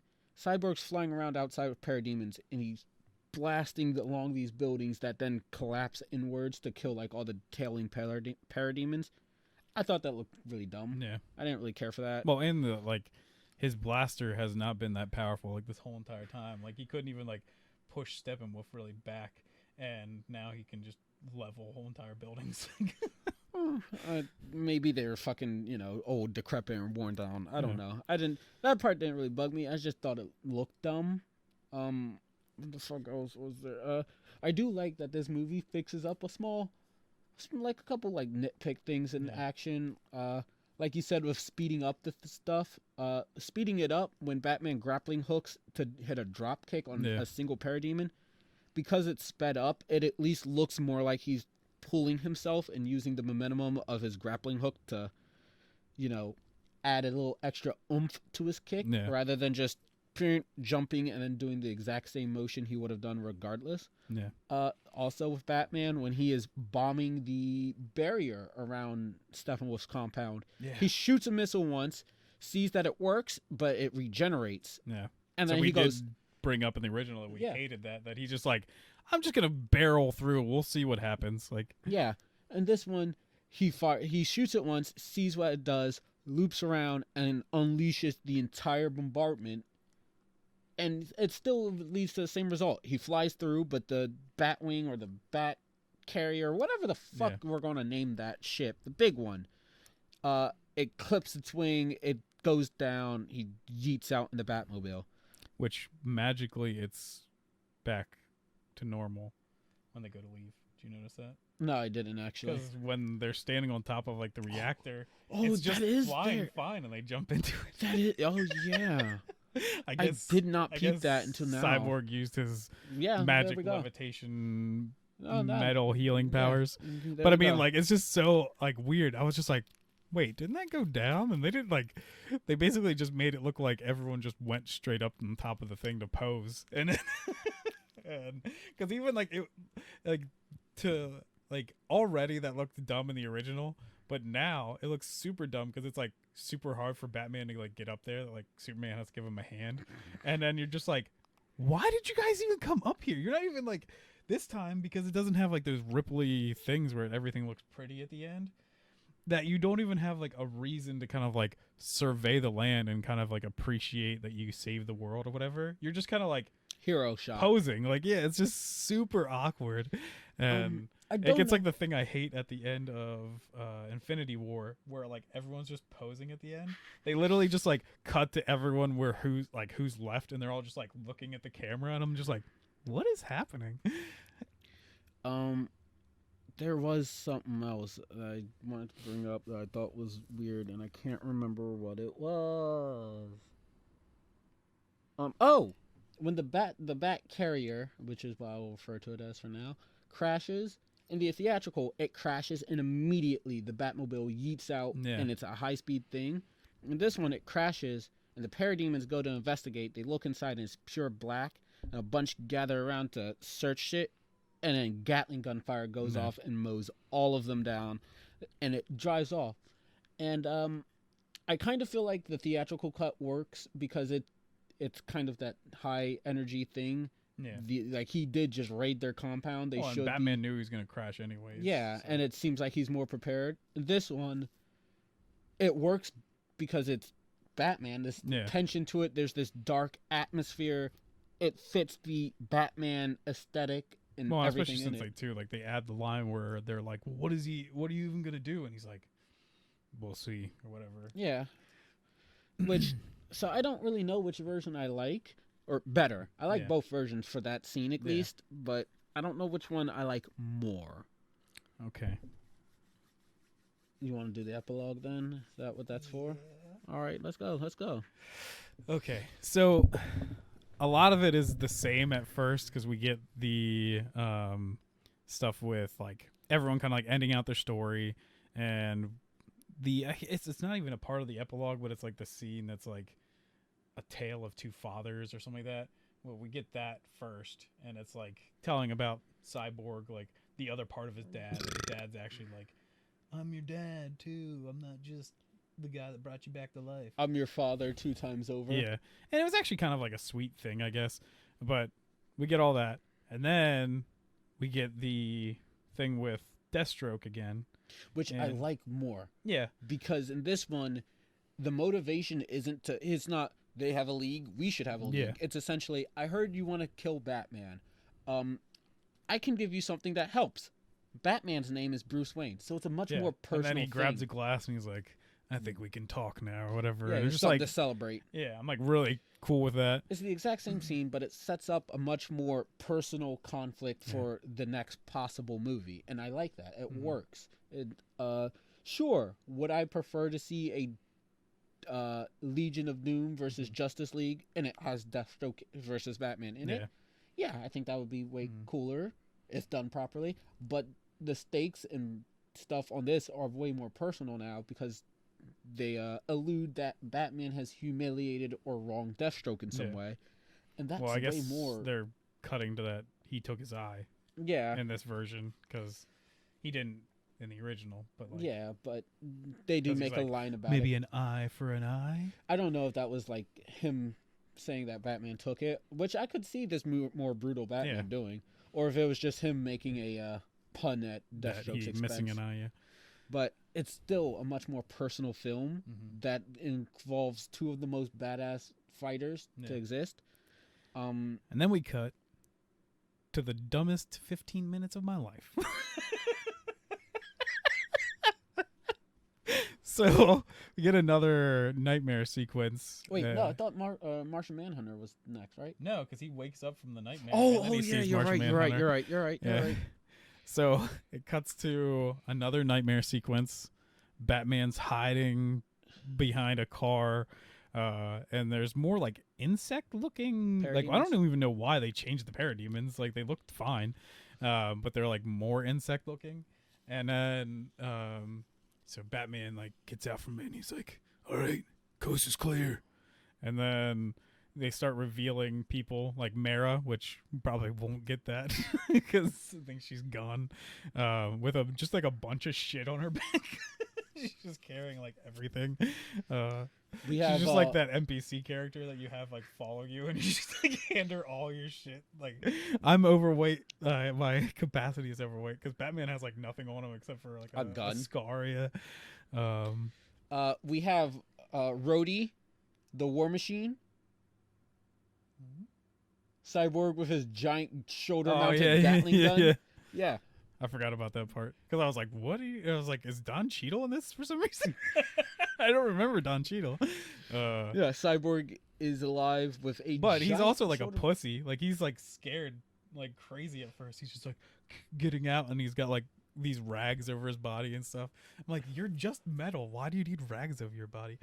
Bro, he stripped naked, became a nudist. Yeah. Superman was like, "I hate nudists." Yeah, and then he was like, "I'm gonna just." There aren't any clothes I don't anymore. put these rags on. And then we get Deathstroke. Yeah, Deathstroke. Deathstroke's there, and he's just kitted out like Deathstroke. And they're talking about there's no way this plan's gonna work and everything. We have to hurry to do. Yeah, if he shows up. Yeah, we're done for, and like this Mayor's whole entire like, thing. If he shows up, I'm going to shove this pitchfork straight through his ass for what he did to Arthur. Damn it! Yeah, but it seems like Batman still wants to save Superman or something because he's like, that isn't the job or something like that, and so it seems like he doesn't want Superman to die. I thought he was going to save something else that might save the day. I don't know. Yeah, I don't know, but he basically is just like, that's we not have the a mission. plan. Yeah, we have a mission we're on for, and as the team is starting to devolve into bickering. Jared Leto's Joker is revealed to sit that is on his a laugh, right? yeah, it's I just, know I do get stuff wrong with like the venom, but oh pretty sure that is how Joker, the terrible Joker Jared Leto laugh is. yeah, it's like I said in the last time we talked about it, it's the laughing equivalent of a slow clap. Yeah. But he's here. It's the scene from the trailer, or at least he's decked out in the same scene. He does not say any of the lines he says in the trailer. No, he doesn't bring up society. But they basically like both of them just stare each other down. Hold on. No, I'm gonna get like I also want to say it seems like both of them are like getting off on the weird shit they want to say. Like it's just so creepy. Like it's the most uncomfortable I've ever felt. I want to say Jared Leto still has not impressed me with his acting for the Joker. He has never impressed me with his acting. Period. I don't watch Jared Leto, so I don't know. But his wacky voices that he employs, nothing about him playing the Joker has been really good to me. Yeah. That being said, this Joker is still phenomenal compared to Jared Leto's Suicide Squad Joker. This character is still the would Joker. Probably make him better. Yeah. He's portraying the Joker. Yeah. Whereas in that movie, he was just some dude kind of dressed like the Joker. This is still the Joker in like mannerisms, his behavior towards Batman and everything. It's just not acted very well. Yeah, well, and it feels like for both of them, it's just like one of the things I always say I hate. I like actual like character interactions that feel like real, but when you're just like seems like people are just reading a script, that's what this feels like. It seems like they went through a bunch of Batman comics and like stole a few lines from it and then just told them to say things. Like I kind of like the part where he says like, why did you send a boy wonder to do a man's job or whatever? And it's like it would be like kind of cool thing. Yeah, like it would feel kind of cool, but then it just falls like flat because I feel like this whole entire thing is just these two just like, oh yeah, like I hate you and I hate you, and you're just like, love it. Oh, it's so weird. Like I it's love it creeps me out. Because Mara's like, what do you know about loss? You've never loved anything, and Joker's just like, that's not true, Mara. He knows what it's like to lose things, like a mother or a father, and Batman's just like, you better choose those next words carefully, Joker. He's like, or an adopted son. Yeah. And he's like, that's not careful. Yeah. It's so dumb. And then like I love it. But then he talks about how like when Harley Quinn died in my arms, she told me to kill you. And I'm slowly gonna fucking kill you. Yeah.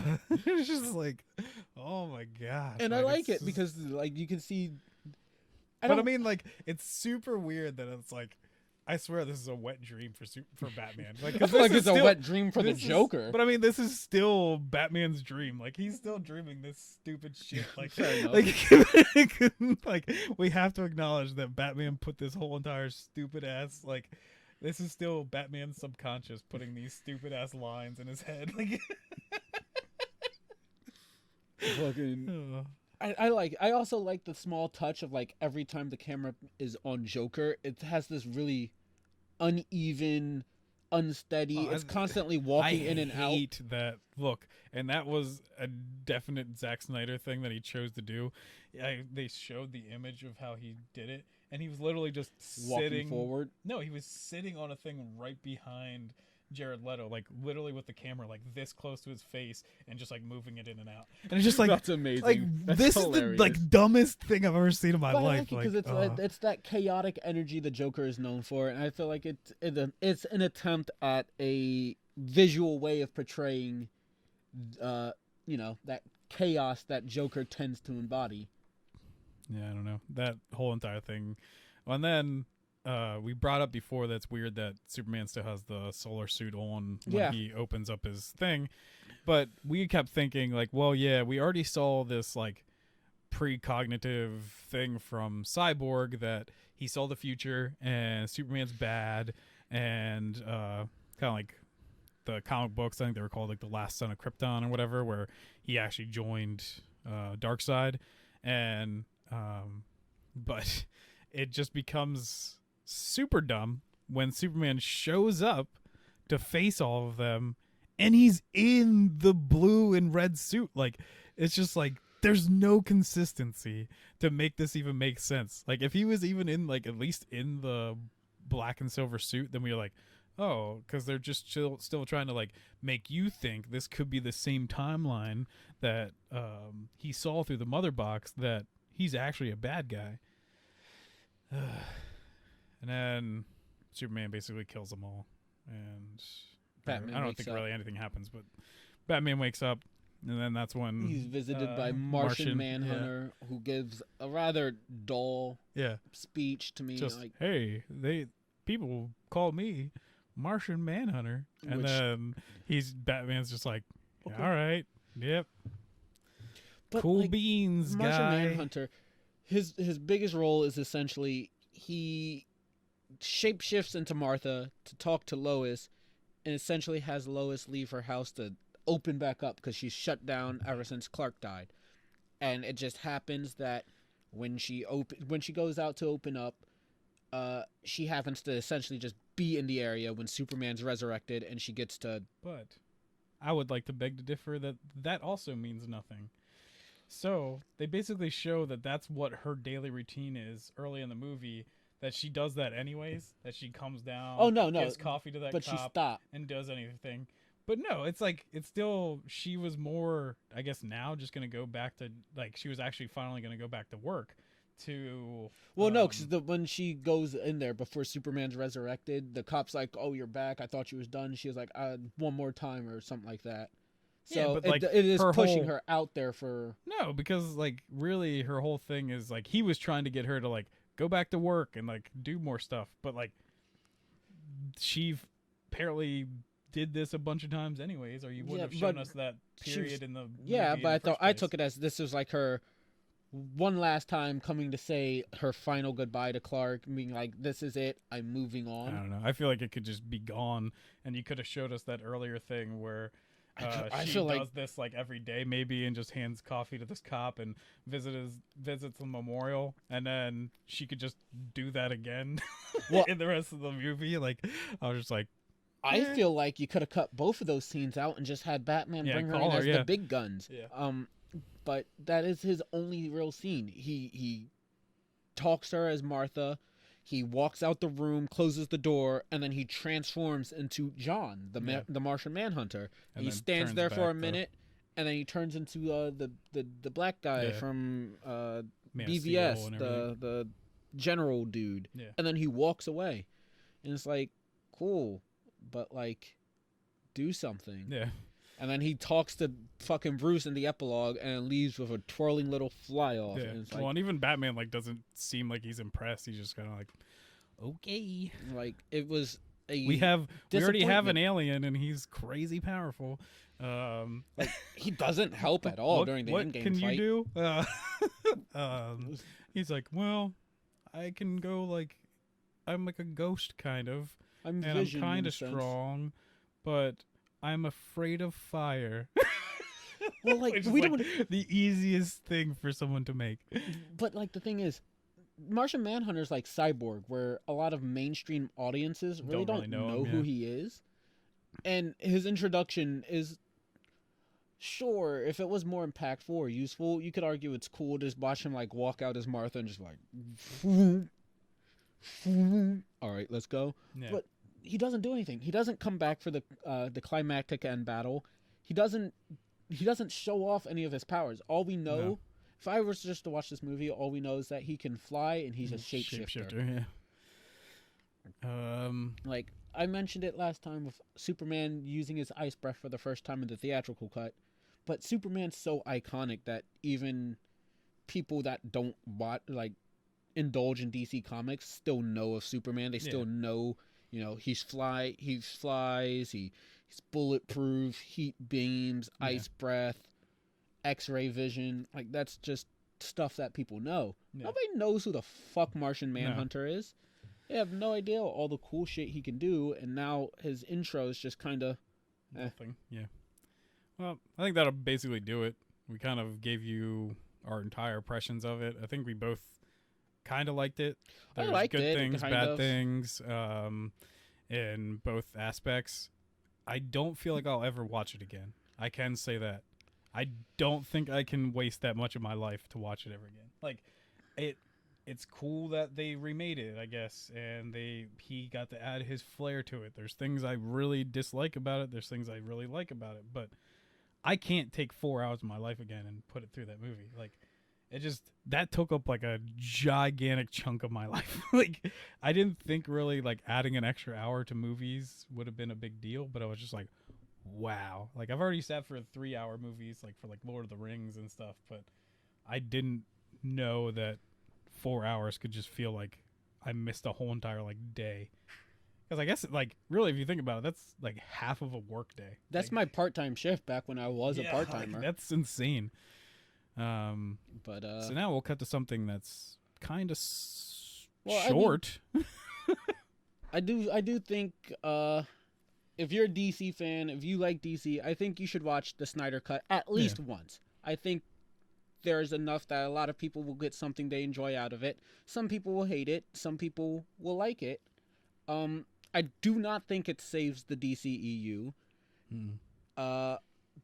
But hey, I'm sure there are some nice new nifty theories. You presented this being like the Ultraman, Owlman fucking version of the Justice League. Even my brother, before we started this, was because I brought up that this could be like really the worst timeline. Like, this would be like the evil ones. And then my brother was like, it would be kind of cool if they did like these are the two diverging timelines, like the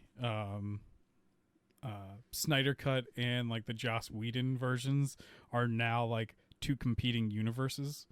So like the Joss Whedon one is like the more wholesome, like even Superman like does puns and shit, and then in this version, like the Snyder Cut is like the dark timeline where they're murderers and psychopaths.